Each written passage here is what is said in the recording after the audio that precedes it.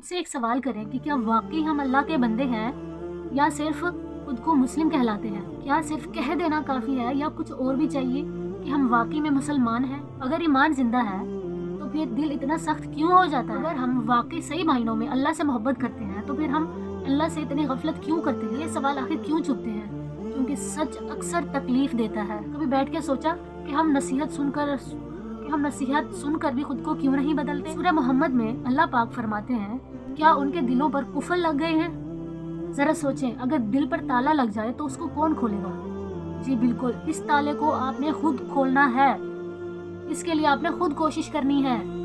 اور اللہ کسی کو اگر اس کے حال پر چھوڑ دے تو اس سے زیادہ بدنصیب کون ہو سکتا ہے؟ کیا غفلت بھی سزا ہو سکتی ہے؟ تو اس کا جواب ہے جی ہاں، غفلت ایک بہت بڑی سزا ہے جس سے انسان اچھے اور برے کی تمیز بھول جاتا ہے، وہ اللہ سے دور ہو جاتا ہے، قرآن کی نصیحت اسے اثر نہیں کرتی، بلکہ اللہ کا ذکر، قرآن کا ذکر جہاں کیا جاتا ہے تو ان کے دل تنگ ہونے لگ جاتے ہیں۔ کیا آپ نے کبھی اپنے لیے ٹائم نکال کر یہ سوچا ہے کہ سب سے زیادہ خاموش عذاب کون سا ہے؟ بیماری؟ بالکل بھی نہیں۔ آنسو، تکلیف، اذیتیں؟ نہیں۔ یا کسی بڑے نقصان کا ہو جانا؟ بالکل بھی نہیں، بلکہ دل میں سے اللہ کی یاد کا نکل جانا بہت بڑا عذاب ہے۔ اللہ جب کسی سے غافل ہو جاتا ہے تو اس کے دل سے اپنی یاد مٹا دیتا ہے اور پھر اس طرح سے دل کا سکون چھن جاتا ہے۔ بے شک اللہ کی یاد میں ہی دل قرار پاتے ہیں۔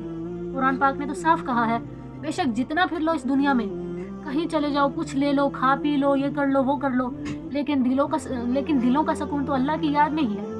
کتنا بھاگ لیں گے ہم؟ اس لیے پہلے تو اپنے دل کو مانگے اللہ سے کہ اے اللہ ہمیں اپنا ذکر کرنے والا دل عطا کر۔ آج ہر بندہ 2-3 دن دعا کر کے پھر خود سے یہ پوچھتا ہے، یہ سوال کرتا ہے کہ میں نے تو اتنی دعائیں کی، اللہ تعالیٰ نے میری دعا کیوں نہیں سنی، میری دعا کیوں پوری نہیں ہوئی؟ کیا 2-3 دن دعا کرنے سے ہمیں وہ چیز حاصل ہو جائے گی؟ بالکل بھی نہیں۔ ہمیں اس کے لیے انتظار کرنا پڑے گا، ہمیں ذکر کرنا پڑے گا، ہمیں دعائیں کرنی پڑیں گی، اور ویسے بھی مسلسل ذکر کرتے رہنا چاہیے تاکہ مشکلات جب پڑیں تو ان میں آسانی ہو۔ یہ نہیں کہ زندگی میں کبھی مشکلات آئیں گی ہی نہیں، مشکلات تو زندگی کا تو نام ہی مشکلات کا ہے، مشکلات تو پھر بھی آئیں گی۔ اگر ایسی بات ہوتی کہ عبادت کرنے سے جو ہے نا مشکلات نہیں آئیں گی تو ایسی بات ہے، اگر ایسی بات ہوتی تو پیغمبروں پر اتنی مشکلات کیوں آئیں؟ جو اللہ کا بندہ ہوتا ہے، نیک بندہ ہوتا ہے، جو مومن ہوتا ہے نا، تو اس پر 40 دن میں ایک بار پریشانی ضرور آتی ہے، کوئی ایسی مشکل ضرور آتی ہے، تو اسی لیے مشکلات سے گھبرانا نہیں چاہیے، اس کے لیے اللہ سے رابطہ کرنا چاہیے۔ ہم اکثر یہ بول دیتے ہیں کہ میرا دل صاف ہے، کیا واقعی میں دل صاف ہوتا ہے یا یہ صرف بے حسی ہوتی ہے؟ سورہ شورى میں اللہ پاک نے فرمایا ہے کہ اس دن نہ تو اولاد کام آئے گی نہ مال کام آئے گا، سوائے اس دل کے جو اللہ پاک کے پاس صاف ہو کر آئے۔ ذرا سوچیں، اگر آج ہمیں موت آ جاتی ہے تو کیا ہم واقعی اس کے لیے تیار ہیں یا صرف ہم پلان بنا کر اپنے آپ کو تسلی دے کر دن گزار رہے ہیں کہ آج نہیں تو کل، آج نہیں تو کل، کل سے سٹارٹ کریں گے، یہ کل آتے آتے موت آ جائے گی، اسی لیے آج سے اور ابھی سے سٹارٹ کریں، ابھی سے خود کو بدلیں اور اللہ کی طرف خود کو لے کر آئیں، خود کے لیے دعائیں کریں۔ خود کو بدلنے کا بہترین طریقہ تو یہی ہے کہ آپ دعا کریں اللہ سے۔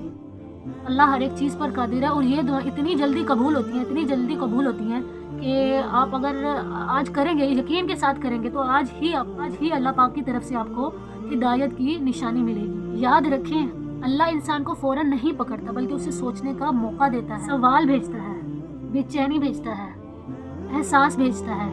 اگر آج بھی دل میں تھوڑی سی بھی کھٹک ہے تو سمجھ لیں کہ اللہ آپ کو چھوڑنا نہیں چاہتا۔ سوال یہ نہیں کہ ہم کیا سن رہے ہیں، سوال یہ ہے کہ ہم وہ سن کر خود کو بدل رہے ہیں یا نہیں۔ اپنے ساتھ وفا کرنا سیکھیں، کوئی دوسرا بندہ نہیں آئے گا آپ کو یہ سب سمجھانے کے لیے، اپنے ضمیر کی آواز سنیں جو آپ کے دل سے آواز آ رہی ہوتی ہے۔ میں ہمیشہ ایک ہی بات کہتی ہوں، جو انسان خود کے ساتھ مخلص نہیں ہوتا کوئی دوسرا بندہ اس کے ساتھ مخلص نہیں ہوتا۔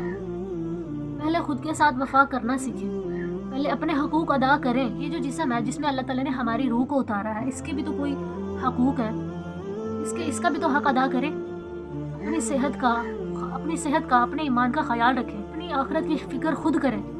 کوئی دوسرا بندہ آ کر جو ہے نا وہ آپ کو وہ نہیں بتائے گا۔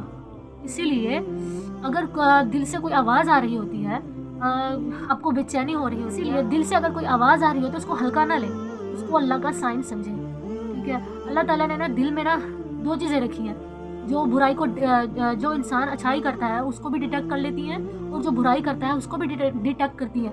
تو اپنے اندر کی آواز سنا کریں، اس کو اگنور نہیں کیا کریں، اگر اگنور کریں گے تو اس میں بہت بڑا خسارہ ہے۔